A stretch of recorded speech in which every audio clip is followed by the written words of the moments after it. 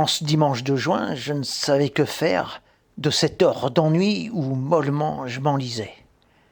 J'errais sans but sur les bords de Sarthe. La berge était douce et l'occasion propice. Une barque se balançait entre les herbes folles. L'aventure m'attendait là et briserait net la vacuité de ce jour, me disais-je. Je n'avais qu'à poser le pied sur ces planches et partir, loin de la mortelle léthargie de ce sol statique, figé, inerte, fait pour les pierres et non pour les hommes d'action. En montant dans l'embarcation, visiblement abandonnée, je m'improvisais capitaine de la vase et des flots plats, affrontant héroïquement les clapotis, acclamés par le chant des grenouilles, en partance pour un voyage de rêve. Bientôt parvenu au milieu de la rivière, un sentiment de grandeur m'envahit.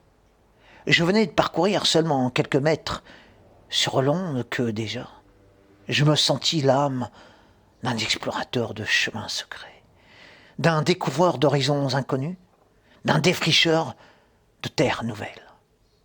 Sur mon rafiot qui voguait entre les deux rives opposées, je croisais une libellule, une branche d'arbre, une truite furtive.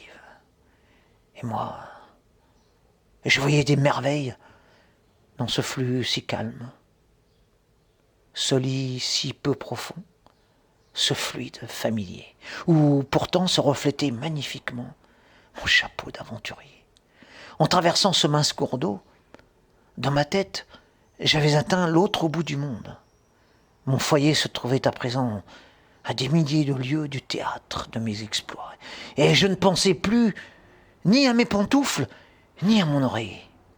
Absorbé par les manœuvres de mon voilier, aux prises avec les tempêtes océaniques, luttant âprement contre les attaques de pirates, sans foi ni loi, emporté par des vagues géantes, en direction du Nil au trésor, filant vers les mers à la découverte d'une vie meilleure, j'en oubliais le moment fatidique de montée vespirale.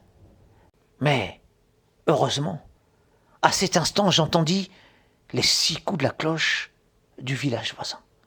Sortant de ma rêverie, je regagnai la boue du rivage. Dans la soirée, assis devant ma cheminée illuminée, je revécus les sommets de ma journée, encore tout frissonnant d'émotion.